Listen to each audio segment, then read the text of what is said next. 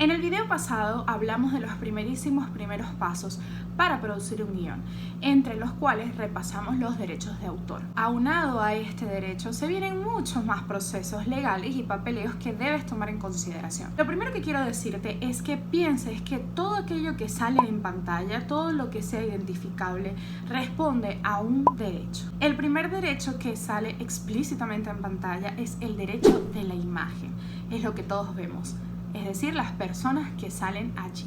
Los actores de la película, y no solamente los protagonistas, los secundarios, los actores de reparto, inclusive los figurantes y extras, y cualquier persona cuya identidad sea identificable en pantalla, debe darte una cesión de derechos de imagen. Este documento es algo aparte del contrato que tú establezcas con ese artista directamente, esa negociación que hagas. Esta persona debe cederte esa imagen con los términos que allí acuerdes, es decir, para esta película en específico, con este propósito en específico y con esta amplitud. Sucede mucho, sobre todo en producciones independientes, que de repente estás grabando en un exterior donde hay una multitud de personas y no necesariamente todas han sido llamadas, o surge en el mero momento de la grabación que llaman a una persona que se acerque y aparezca en la escena. Deben firmar una cesión de derechos de imagen. Es por esto que el productor de campo o un asistente de producción que encargues debe tener estas planillas, esta especie de contrato a mano. Lógicamente le debes explicar a la persona lo que va a firmar, esa persona lo debe leer y te cubres las espaldas. Luego tenemos la publicidad. Todos los elementos que allí salen, si tienen una marca en particular y tú la reconoces, eso pudiese interpretarse como que estás usando la marca de un tercero. Lo primero es cuidar ese tipo de detalles. Si es muy necesario que la marca se identifique por un tema narrativo o de dirección, yo te recomiendo que antes de grabar te dirijas a esa empresa y le hagas el comentario, intercambies comunicaciones. A veces no es necesario hacer todo un papeleo notariado, basta con un correo electrónico formal donde te autoricen a utilizar la imagen de ese producto. Por supuesto, hay acuerdos, hay negociaciones a las que le pueden sacar provecho ambas partes, que es el intercambio publicitario. Llegan a un acuerdo, firman un contrato, vas a utilizar mi imagen en tantas escenas, en determinada película o por tanto tiempo, y a cambio no solo te doy el permiso, sino que te doy un aporte en particular para tu película. No necesariamente y únicamente económico, que pudiese suceder, sino que, por ejemplo, te apoyo con el catering de tu rodaje. En Venezuela tenemos al SAPI, el Servicio Autónomo de la Propiedad Intelectual. Es el primer organismo en el que pensamos para registrar nuestros derechos de autor, aunque últimamente han surgido otras plataformas digitales que le han facilitado la vida a muchas personas.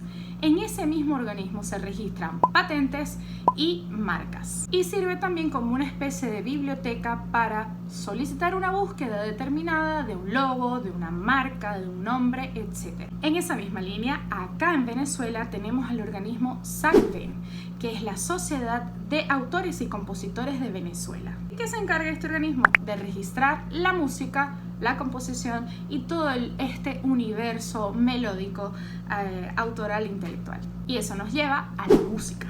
Esto es muy importante porque si en tu película vas a insertar una música que ya existe, llámese una melodía en particular, una pista, una canción completa, eso tiene su registro previo. Debes averiguar antes de utilizar esta música. Puedes dirigirte a la SACVEN para solicitar una consulta, preguntar por una canción y ellos te ayudarán a ubicar a las personas en específico que tienen esos derechos, que pudiesen o no estar o ser venezolanos, pudiesen ser extranjeros, pero SAPI accede a esa información. Te rebota el contacto si es que ellos no administran, digamos, el pago de aranceles por ese material. Si escapa de las manos del SACVEN, ellos quizás te pueden conectar con el artista o el representante directamente, quien tenga esos derechos fuera del país, para que tú entres en comunicación con ellos. Pero debes tener mucho cuidado, porque este tipo de negociaciones deben explicar en sumo detalle y explícitamente durante cuánto tiempo vas a utilizar esa canción en particular y sobre todo en qué territorios. Esto es muy importante porque pudiese limitarse a 3, 2, un país y lógicamente tú quieres rodar tu película. Esto tiene que ser claro. Y por ejemplo, no limitarte a un periodo corto en específico, sino, por ejemplo, yo te voy a pagar los derechos de autor de esa música y de explotación para poderla utilizar durante 10 años en mi película sin límite territorial. Lo que a todos nos gustaría, lógicamente, es tener los recursos suficientes para grabar tu música original. Eso sería lo ideal. Así que bueno, este fue otro repaso legal por este universo de producción del que poco se habla, pero afecta bastante.